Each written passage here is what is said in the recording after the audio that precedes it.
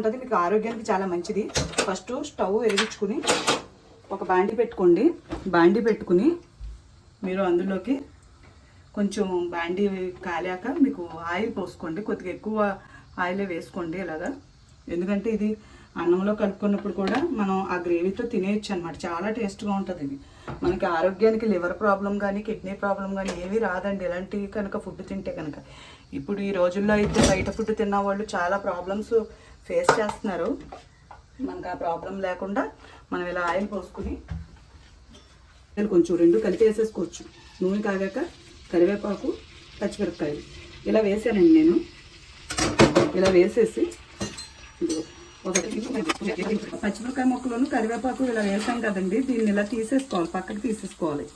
పక్కకు తీసుకోకపోతే మనకి ఏమవుతుంది అంటే ఈ మాడుతుంది కదా, చికెన్తో పాటు ఫ్రై అవుతే మనకి గొట్టు కింద వచ్చేస్తుంది అనమాట.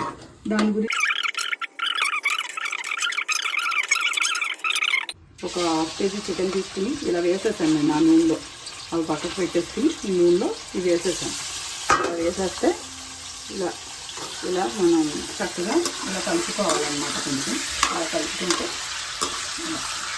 ఇలా వేగిపోయిందండి. ఎంతోసేపు కూడా కాదు, ఒక 10 మినిట్స్.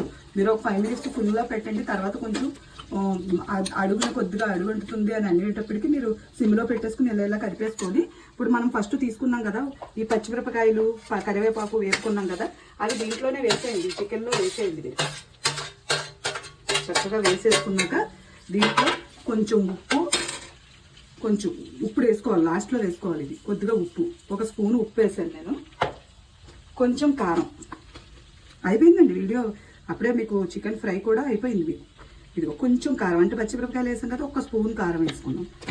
ఒక స్పూన్ ఉప్పు, ఒక స్పూన్ కారం, లాస్ట్లో కొంచెం కొత్తిమీర ఇలా వేసుకుని మళ్ళీ ఒక 5 మినిట్స్ వీటిలన్నిటిని ఇలా మగ్గనివ్వండి. కొంచెం చూసారా ఎంత బాగా వచ్చిందో, అసలు ఎంత బాగుంటుందో.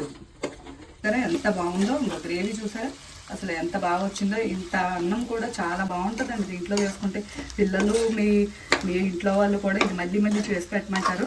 నేనేం వేయలేదు మీకు, ఏమి ఇంగ్రీడియంట్స్ నేను మొదట్లోనే చెప్పాను. చూసారా అయిపోయింది, రెడీ అయిపోయింది. గార్నిష్ చేసుకోండి, లేకపోతే మీరు తినండి. నా అన్ని న్యాచురల్ వీడియోసే ఉంటాయి.